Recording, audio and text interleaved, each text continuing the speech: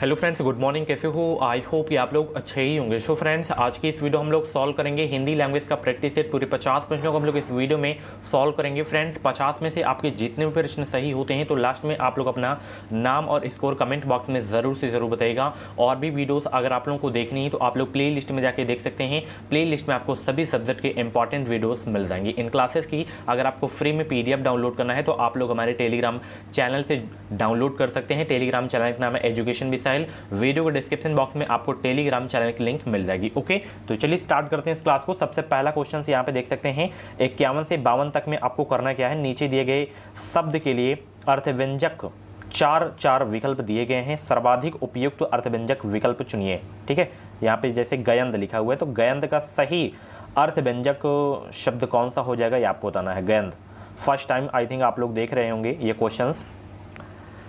गयंद का क्या अर्थ हो जाएगा, सभी लोग जवाब देने का प्रयास करेंगे। या गयंद को कहा क्या जाता है, तो ध्यान रखिएगा, गयंद को बड़ा हाथी कहते हैं। क्या कहते हैं? बड़ा हाथी कहते हैं। ऑप्शन इसका जो है बी वाला बिल्कुल करेक्ट हो जाएगा। ठीक है, चलिए उसी तरह मूढ़ चेता को बताना है। इसे क्या कहा जाता है? मूढ़ चेता को 52 का जवाब देने का प्रयास करेंगे। 2022 में यूपी से बीएड करना है बेहतरीन अंकों के साथ। अगर आपको बीएड में एडमिशन लेना है तो आप लोग हमारे चैनल से जुड़े रहें। चैनल को सब्सक्राइब करके बेल आइकन को ऑल पे प्रेस कर लीजिएगा। जो भी यूपी बीएड की अपडेट रहेगी वो अपडेट आपको सबसे पहले हमारे चैनल के माध्यम से ही देखने को मिलेगी। तो मूढ़ चेता का अर्थ होता है दूसरों को मूर्ख बनाने वाला। क्या होता है?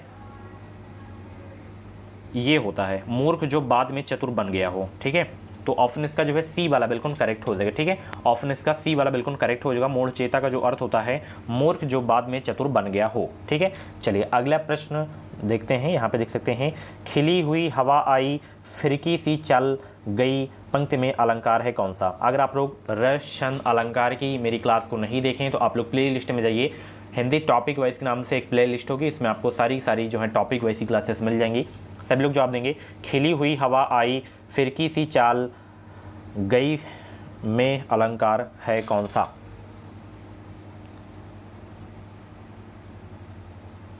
तो यहाँ पे हवा की तुलना जो है किसकी की गई है?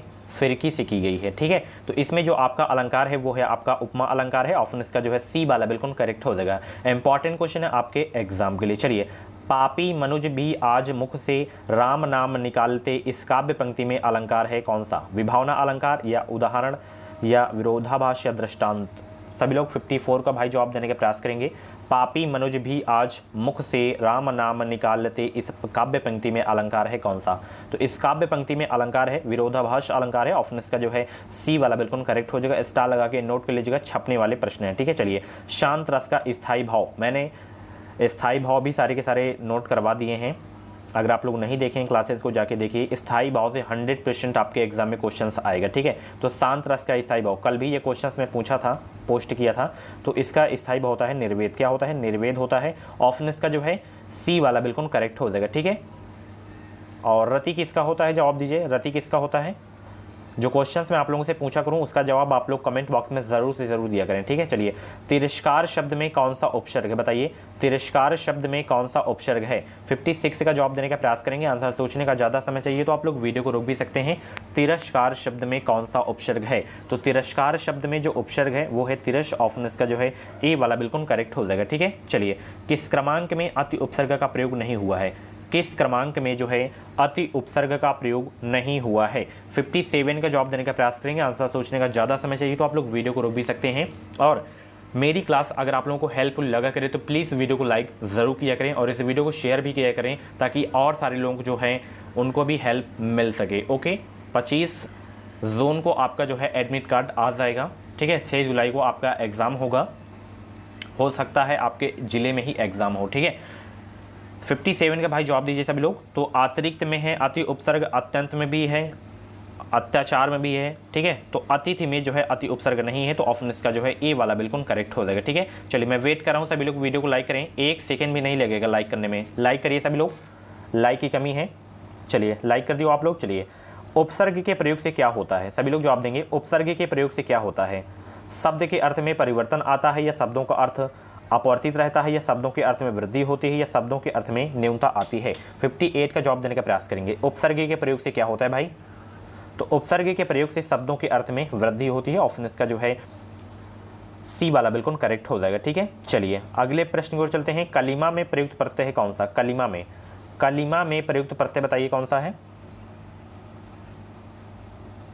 तो कलिमा में जो आपका प्रत्यय है वो है ईमा प्रत्यय। ठीक है, तो यहाँ पे डी वाला या की जगह पे माँ आना चाहिए, तो डी वाला करेक्ट हो जाएगा। ठीक है, चलिए 60 से 61 तक में आपको शुद्ध शब्द बताने हैं। यहाँ पे शीर्षक लिखा हुआ है, तो शीर्षक में कौन सा शुद्ध रूप है शीर्षक का, ये आपको बताना है। और कुछ भी डाउट्स हैं तो आप लोग कमेंट बॉक्स में B.Ed से संबंधित अपना डाउट क्लियर कर सकते हैं। इंस्टाग्राम पे भी DM आप लोग कर सकते हैं। इंस्टाग्राम ID की लिंक वीडियो को डिस्क्रिप्शन बॉक्स में आपको मिल जाएगी। तो यहाँ पे शीर्षक का शुद्ध रूप ये वाला है। ठीक है, ये नोट कर लीजिएगा। ठीक, एक चलिए मंत्रिमंडल यहाँ पे लिखा हुआ है, तो मंत्रिमंडल का शुद्ध रूप कौन सा है? जवाब दीजिए सभी लोग। मंत्रिमंडल का शुद्ध रूप कौन सा है?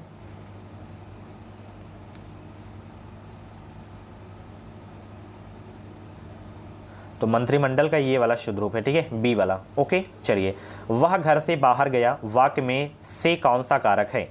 प्रश्न एक बार फिर से पढ़ रहा हूं, वह घर से बाहर गया, वाक्य में से कौन सा कारक है?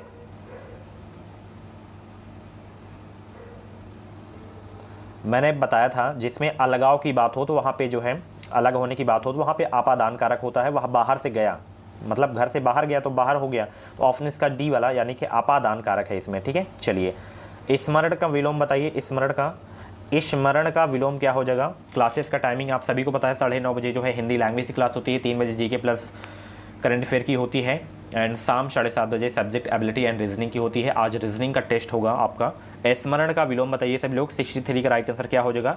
स्मरण का विलोम हो जाएगा वी स्मरण। क्या हो जाएगा? वी स्मरण हो जाएगा। बहुत ही सरल प्रश्न था। ऑप्शन इसका जो है सी वाला बिल्कुल करेक्ट हो जाएगा। ठीक है, आप लोग जैसे इस चैनल से जुड़े रहेंगे तो जैसे आप लोग एग्जाम देंगे उसके बाद जैसे काउंसलिंग कैसे होती है, काउंसलिंग में डॉक्यूमेंट्स कौन कौन से लगते हैं, काउंसलिंग में क्या गलती आपको नहीं करनी है ताकि आपका अच्छे से एडमिशन एक ही बार में हो जाए, इधर उधर आपको भटकना ना पड़े। ठीक है, तो ये सारी जानकारी आपको मैं अपने चैनल से देता रहूँगा।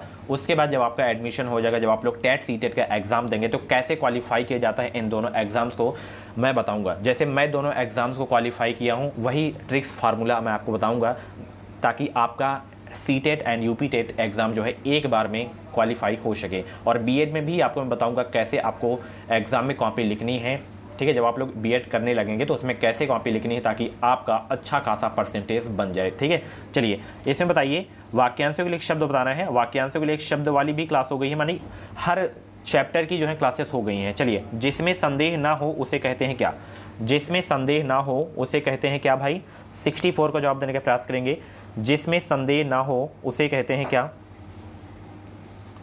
असंदिग्ध कहते हैं। क्या कहते हैं? असंदिग्ध कहते हैं। ऑप्शन इसका जो है बी वाला बिल्कुल करेक्ट हो जाएगा। लाइक आप लोग नहीं करते हैं, लाइक तो एक बनता है ना। चलिए, इतनी मेहनत से आप लोगों के लिए मैं क्लासेस लाता हूँ, अच्छे अच्छे प्रश्न लाता हूँ, तो एक लाइक तो बनता है। चलिए, जिस पर मुकदमा चल रहा हो उसे कहते हैं क्या? जिस पर मुकदमा चल रहा हो उसे कहते हैं क्या? चोर, अपराधी, प्रतिवादी या अभियुक्त। सभी को भाई गुड मॉर्निंग, सभी लोगों को गुड मॉर्निंग, सभी को नमस्कार। तो जिस पर मुकदमा चल रहा हो उसे कहते हैं अभियुक्त। क्या कहते हैं माय डियर फ्रेंड्स? अभियुक्त कहते हैं। ऑप्शन इसका जो है सी वाला बिल्कुल करेक्ट हो जाएगा। चलिए, मोहन को हिंदी पढ़नी है। क्या है? मोहन को हिंदी पढ़नी है इसलिए वह शास्त्री जी के यहाँ गया। कौन सा वाक्य है? मिश्र वाक्य या संयुक्त वाक्य, सरल वाक्य या कठिन वाक्य? मोहन को हिंदी पढ़नी है इसलिए वह शास्त्री जी के यहाँ गया। कौन सा वाक्य है? 66 का भाई जवाब दीजिए सभी लोग। तो ये कौन सा वाक्य है? सभी लोग जवाब दीजिए। ये संयुक्त वाक्य है आपका। ऑप्शन इसका जो है बी वाला बिल्कुल करेक्ट हो जाएगा। और मैं आपको बता दूं, आपको इधर उधर अब भटकने की आवश्यकता नहीं है कि आज यहाँ चैनल पे पढ़े, आज वहाँ पढ़ेंगे। लास्ट 15 दिन आपके पास समय है, बचे हैं तैयारी करने की। इसमें बस वही चीज़ें मैं आपको पढ़ाऊँगा जो एग्ज़ाम में आएंगी। ठीक है, तो बस ईमानदारी से चैनल को सब्सक्राइब करके जुड़ जाइए। इस चैनल से मैं आपको बार बार कहता हूं कि हमारे चैनल से आपको निश्चित ही मदद मिलेगी। जान पर खेलना का अर्थ क्या है? जान पर खेलना का अर्थ क्या है बताइए। और टेलीग्राम से ज़रूर ज्वाइन हो, वहाँ पे आपको जो है भूगोल की नोट्स मिल जाएंगी। अभी कंप्यूटर की नोट्स सेंड किया हूँ। तो जान पर खेलना का अर्थ क्या होता है माय डियर फ्रेंड्स? और मैं सोच रहा हूँ जैसे भूगोल की मैं क्लासेस नहीं लिया हूँ ज़्यादा, तो उसकी मैं मैराथन क्लास ले लेता हूँ। जैसे भूगोल हो गया, पॉलिटी हो गया, जो जो ज़बरदस्त प्रश्न हैं जो एग्ज़ाम में पूछे जाने की जिनकी संभावना होती है वही प्रश्न मैं करवा देता हूँ यूट्यूब पे। आप लोग एग्री हैं? कमेंट बॉक्स में बताइए।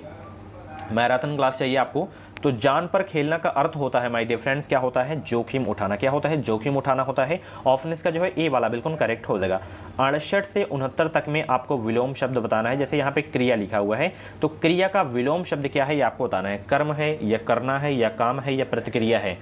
तो क्रिया का इसमें जो विलोम शब्द है माय डियर फ्रेंड्स वो है प्रतिक्रिया। क्या है क्रिया का विलोम शब्द, प्रतिक्रिया। ऑप्शन इसका डी वाला बिल्कुल करेक्ट हो जाएगा। चलिए क्लास के बारे में फीडबैक अपना जरूर दिया करें, क्लास आपको कैसी लगती है। अग्रज का विलोम बताइए भाई, अग्रज का विलोम क्या हो जाएगा, अग्रज का विलोम क्या हो जाएगा।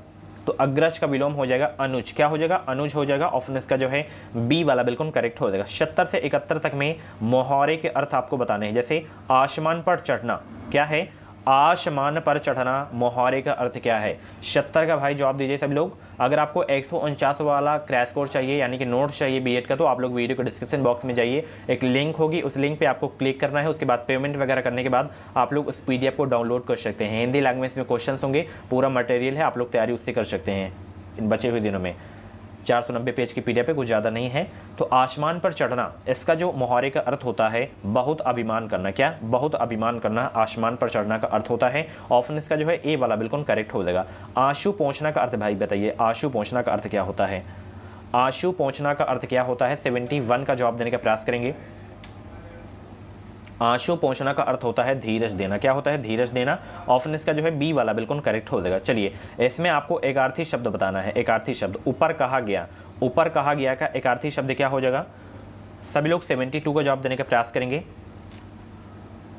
ऊपर कहा गया, ऊपर कहा गया, तो ऊंचा नीचा वेगार नीचे, ये तीनों हैं। तो सॉरी एक मिनट, मैंने सोचा उपयुक्त सभी है। तो ऊपर कहा गया का जो आपका हो जाएगा एक अर्थी हो जाएगा, उपयुक्त हो जाएगा। क्या हो जाएगा, उपयुक्त हो जाएगा। ठीक है, ऊपर कहा गया का। चलिए प्रतिदिन होने वाले के लिए क्या हो जाएगा, एक अर्थी शब्द। प्रतिदिन होने वाले के लिए एक अर्थी शब्द क्या हो जाएगा। 73 का जवाब देने का प्रयास करेंगे। प्रतिदिन होने वाला के लिए एक अर्थी शब्द हो जाएगा दैनिक। ठीक है, ऑप्शन इसका जो है बी वाला बिल्कुल करेक्ट हो जाएगा। चलिए 74 से 75 तक में समानार्थक शब्द आपको बताना है। दिए गए शब्दों के पर्याय यानी कि समानार्थक शब्द के लिए 4 विकल्प दिए गए हैं, उचित विकल्प चुनिए। यहाँ पे प्रसन्नता का समानार्थी शब्द क्या हो जाएगा। 74 का जवाब देने का प्रयास करेंगे। प्रसन्नता का समानार्थी शब्द क्या हो जाएगा। तो प्रसन्नता का भाई क्या हो जाएगा, पुलक हो जाएगा। पुलक क्या हो जाएगा, पुलक हो जाएगा। तो ऑप्शन इसका जो है सी वाला बिल्कुल करेक्ट हो जाएगा। चलिए मेघ का क्या हो जाएगा समानार्थी शब्द। मेघ का 75 का जवाब देने का प्रयास करेंगे। मेघ का पर्यायवाची शब्द क्या हो जाएगा।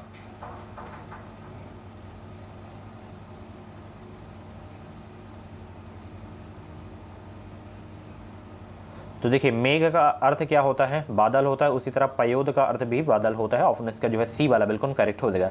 दिए गए मुहावरों और लोकवक्तियों के अर्थ बताने के लिए 4 विकल्प दिए गए हैं, प्रत्येक के लिए उपयुक्त अर्थ वाला विकल्प चुनिए और उत्तर पत्रिका में जो है तदानुकाल सार जो है काला कीजिए। जैसे दूध का दूध, पानी का पानी का अर्थ क्या होगा। दूध का दूध, पानी का पानी का अर्थ क्या होगा। 76 का जवाब देने का प्रयास करेंगे सभी लोग। ये प्रश्न तो आपको आना ही चाहिए, बहुत ही नॉर्मल क्वेश्चन है। तो दूध का दूध, पानी का पानी का अर्थ है सही न्याय। क्या है, सही न्याय। ऑप्शन इसका जो है सी वाला बिल्कुल करेक्ट हो जाएगा। ठीक है, चलिए अगले प्रश्न की ओर चलते हैं। दांत पीसना का अर्थ क्या होता है। दांत पीसना का अर्थ क्या होता है। 77 का भाई जवाब दीजिए सब लोग। दांत पीसना का अर्थ क्या होता है। तो दांत पीसना का जो अर्थ होता है अत्यधिक क्रोध करना। क्या होता है, अत्यधिक क्रोध करना होता है। ऑप्शन इसका जो है ए वाला बिल्कुल करेक्ट हो जाएगा। चलिए नेक्स्ट क्वेश्चन 78 से 79 तक में दी गए वाक्यों में से कुछ त्रुटियां हैं और कुछ ठीक हैं। वाक्य के जिस भाग में त्रुटियां हो उसके अनुरूप अक्षर वाले वाक्य में कोई त्रुटि ना हो तो कोई त्रुटि नहीं वाले अक्षर के विकल्प को चुनना है। यानी कि जिसमें त्रुटि है हमें उसको चुनना है, अगर नहीं त्रुटि है तो हमें उसे चुनना है। ठीक है, जैसे यहाँ पे मैंने शीला से अपने साथ बाजार में चलने के लिए कहा लेकिन उसने मना कर दिया। इसमें बताइए कौन सा है।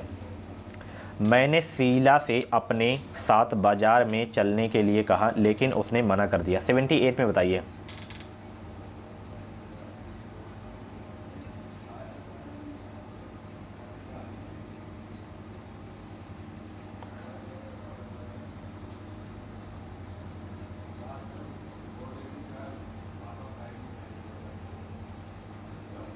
मैंने शीला से अपने साथ बाजार में चलने के लिए कहा।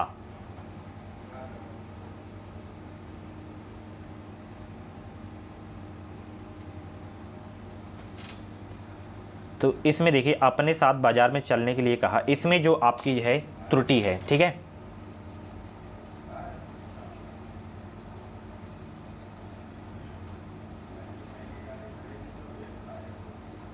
यहाँ पे जो है में नहीं होना चाहिए, ठीक है। अपने साथ बाजार चलने के लिए कहा होना चाहिए, ठीक है। चलिए, पुस्तक में एक कठिन प्रश्न था, कक्षा में उस प्रश्न का कोई भी हल नहीं कर सका, प्रश्न को कोई भी हल नहीं कर सका, मुझसे उस प्रश्न को हल कर लिया। इसमें बताइए किस में त्रुटि है।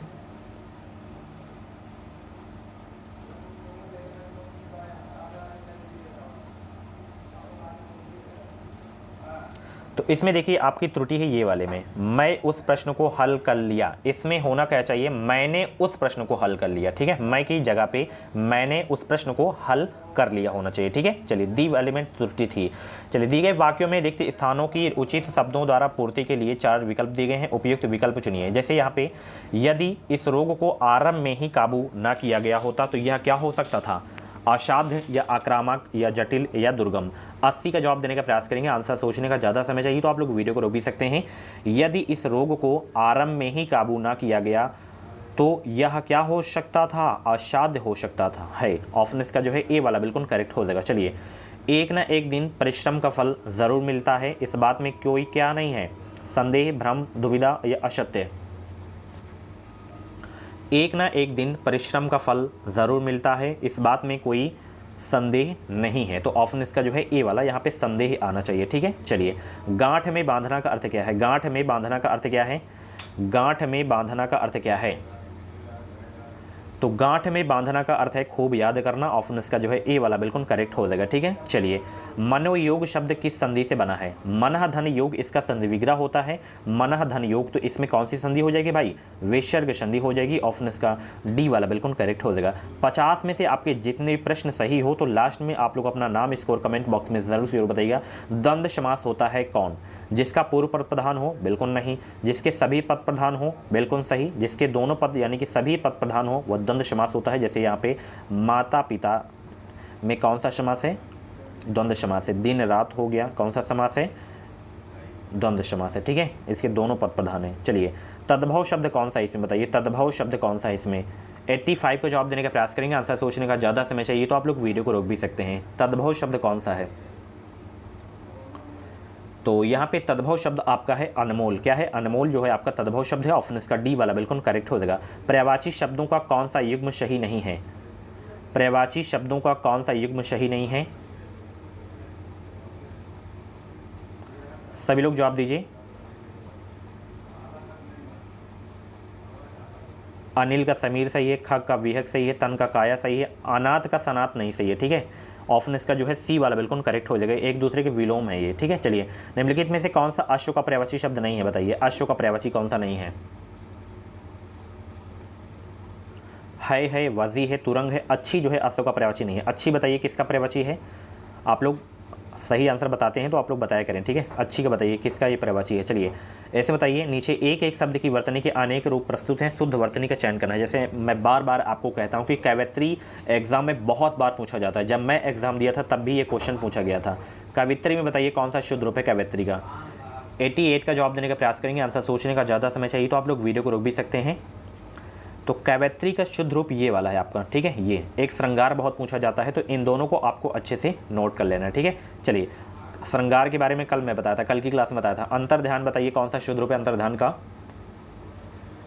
अंतर्धान का बताइए कौन सा है, तो ये वाला अंतर्धान का शुद्ध रूप है, ठीक है। चलिए, प्रत्येक शब्द समूह में 4 शब्द दिए गए हैं, इसमें से जो है 3 के अर्थ समान है, एक शब्द बेमेल है। बेमेल शब्द का चयन करना है। जैसे यहाँ पे देखिए, सभी लोग इसमें जवाब देंगे। सांप्रदायिकता राष्ट्रीय एकता के लिए क्या है, वरदान है, परिताप है, पश्चाताप है या अभिशाप है। तो सांप्रदायिकता राष्ट्रीय एकता के लिए क्या है, अभिशाप है। तो ऑप्शन इसका जो है बी वाला बिल्कुल करेक्ट हो जाएगा। चलिए, मित्र के चुनाव की ... पर जीवन की सफलता निर्भर करती है, किस पर जीवन की सफलता निर्भर करती है, मित्र के चुनाव की। 91 का राइट आंसर क्या हो जाएगा ये आपको बताना है। सभी लोग जवाब देने का प्रयास करेंगे। तो यहाँ पे आपका जो आ जाएगा वो क्या आ जाएगा, सार्थकता आ जाएगा। मित्र के चुनाव की सार्थकता पर जीवन की सफलता निर्भर करती है, तो यहाँ पे सार्थकता आ जाएगा। ऑप्शन इसका डी वाला बिल्कुल करेक्ट हो जाएगा। संबंध कारक का चिन्ह बताइए। कारक चिन्ह से क्वेश्चन जरूर आते हैं, तो कारक चिन्ह के भी मतलब बता दिया हूँ।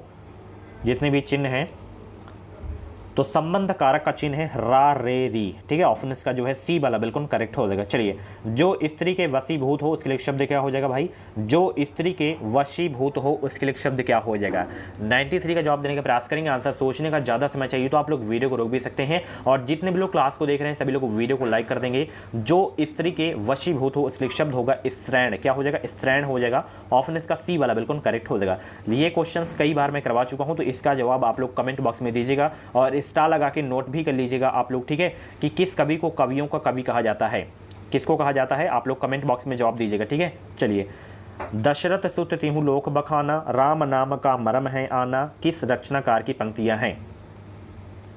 दशरथ सुत तिहु लोक बखाना, राम नाम का मरम है आना, किस रचनाकार की पंक्ति है। ये जो है कबीर की पंक्ति है। ऑप्शन इसका जो है बी वाला बिल्कुल करेक्ट हो जाएगा, ठीक है। चलिए, अगले प्रश्न की ओर चलते हैं। चिंतामणि किसका निबंध संग्रह है। अभी कल या परसों ही ये प्रश्न करवाया था ये मैं, चिंतामणि किसका निबंध संग्रह है, तो ये रामचंद्र शुक्ल का है, ठीक है। ऑप्शन इसका सी वाला बिल्कुल करेक्ट हो जाएगा। स्टार लगा के नोट कर लीजिएगा, छपने वाला प्रश्न है, ठीक है। चलिए, भाववाचक का प्रयोग नहीं हुआ है किस वाक्य में। भाववाचक का प्रयोग किस वाक्य में नहीं हुआ है, बताइए सभी लोग। इसमें हुआ है, इसमें हुआ है, इसमें हुआ है, इसमें नहीं हुआ है, ठीक है, भाववाचक का प्रयोग, ठीक है। चलिए, खुदाई में मिले अवशेष हमारी परंपराओं के क्या हैं, निशान, प्रतिनिधि, प्रतीक या घोतक। तो प्रतीक हैं, क्या है, प्रतीक हैं, ठीक है। चलिए, 99 का जवाब दीजिए। ओखली में सिर दिया तो मूसलों का क्या डर। ओखली में सिर दिया तो मूसलों का क्या डर है। 99 का आंसर क्या हो जाएगा। तो ओखली में सिर दिया तो मूसलों का क्या मतलब, कठिन काम शुरू करने पर कष्ट तो सहन करने ही पड़ते हैं। तो ऑप्शन इसका डी वाला बिल्कुल करेक्ट हो जाएगा।